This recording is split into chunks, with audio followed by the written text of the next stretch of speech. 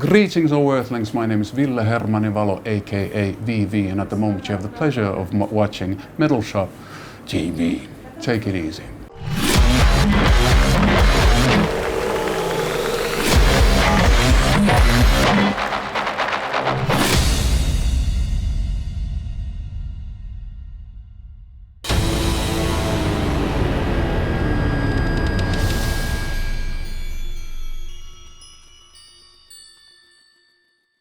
I've never gone through a divorce, so I'm not sure how that feels. If you truly feel, maybe if you have a prenup, then you would feel free. But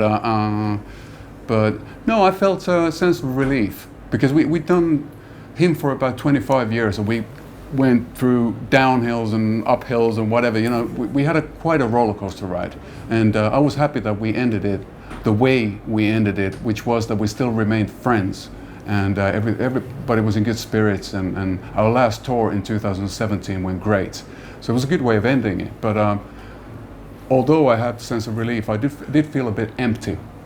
So I didn't know what to do, and before we ended him, I didn't know how I'd be feeling. If I would feel like I would have lost a leg, you know, because him were there since I'd been 13 or 14 years old. So it's a long time to be in a band, and yeah, growing up with that band.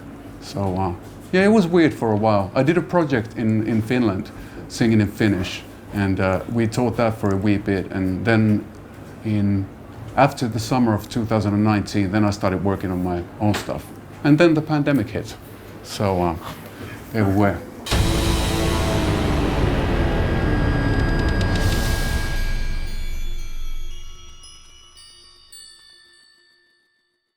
Oh, well, I thought that, you know, that's a solo album, isn't it? That's a solo album, proper, you know. And why not? You know, I love Prince and Andrew Eldritch and people who are kind of musical dictators. You know, they have their own vision and they really go for the vision. And since I didn't have any record deals or anything like that, I just wanted to try it out if it works, because I thought that maybe if I do it by myself, it would somehow be special because it's not diluted, it's pure, and it's the essence of the songs. And after a few of the songs, I thought that it makes all the sense in the world. It sounded good to me, and it didn't make any sense to ask anybody else to play on it because it wasn't a band. So it would have felt stupid just to ask for a guitar player to play on 2 songs or whatever. I'd rather, you know, keep it to my, you know, it felt more personal that way, I think.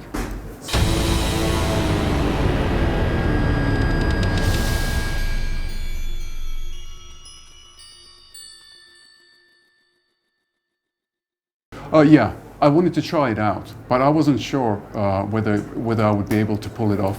And that's one of the reasons it took a long time to finish the album. I'm not the best player, and it's not just about playing the instruments, but I also recorded everything by myself. So just learning how to record drums and all that, it took ages. And I have a really nice home studio. It's a big room, so it sounds quite nice. And then, you know, when you make music, you want it to sound unique. You want it to sound different. And that was one of the reasons as well.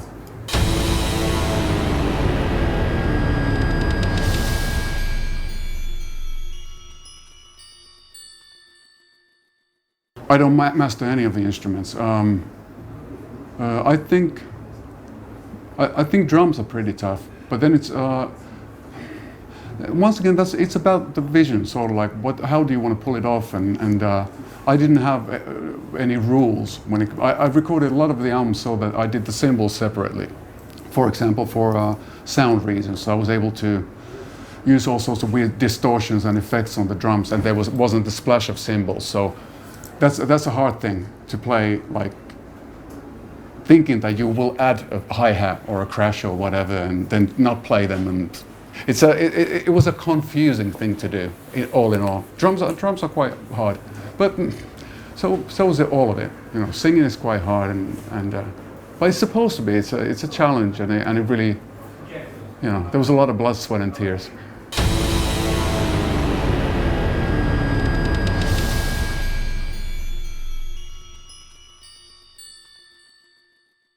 It could be interpreted in that way. I thought that it's also a wee bit cheeky because neon, the word comes from neo. I guess it's Greek, and it means new.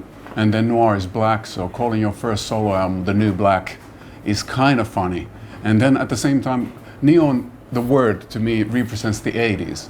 And that's when I heard music. I was born 76, so the first music I ever heard was all the 80s Kiss and, you know, the hard rock bands with terrible hair, and then all the pop music as well from the 80s. So, and that was filled with neon. And then noir is maybe my sort of like the more darker, the Black Sabbath influence. So it's the 80s coming together with the, yeah, it's something like that. It's quite, to me it's very clear what it means. It's like my musical interpretation of the movie Blade Runner, you know, which is one of my favorites, the original. That blends a lot of different genres. You know, it's not a romance, it's not a thriller, it's not a sci-fi movie, it's not a film noir movie, it's all of those things. And it's a similar thing I wanted to do with neo noir, that it has a lot of different sort of like ways about it.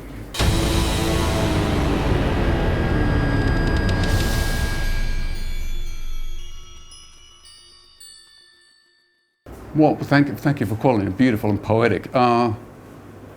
To be honest with you, no. I just remember that when I came up with the whole song, because I think that the chorus of the song is quite important, the lyric, there's regarding the 80s, there's that line about the flash dance macabre. You know, if you know Dance Macabre, the Death Dance, and then Flash Dance, the 80s movie. I was thinking of calling the album that, but then I thought that it would be too cheeky and too sort of like jokey. But it's great in a t-shirt or something. But it's the cool thing about music is that stuff just happens. You know, all of a sudden you've written something down, you don't kind of know why. And it might be that it doesn't work now. It might work in another year or in another song.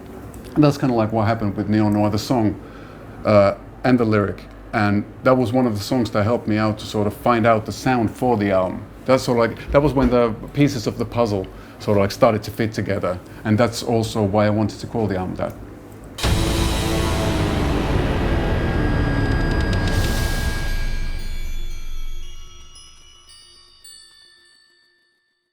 I think I haven't even heard the new single. I was shocked about the passing, you know, to me, it's like with a lot of bands. Depeche Mode remind me of my youth. For me, the album was Songs of Faith and Devotion. That was such a big album in the early 90s. I never heard music like that before, and it changed my life then. And after that, I got into the earlier, like Violator and Black Celebration and all those albums.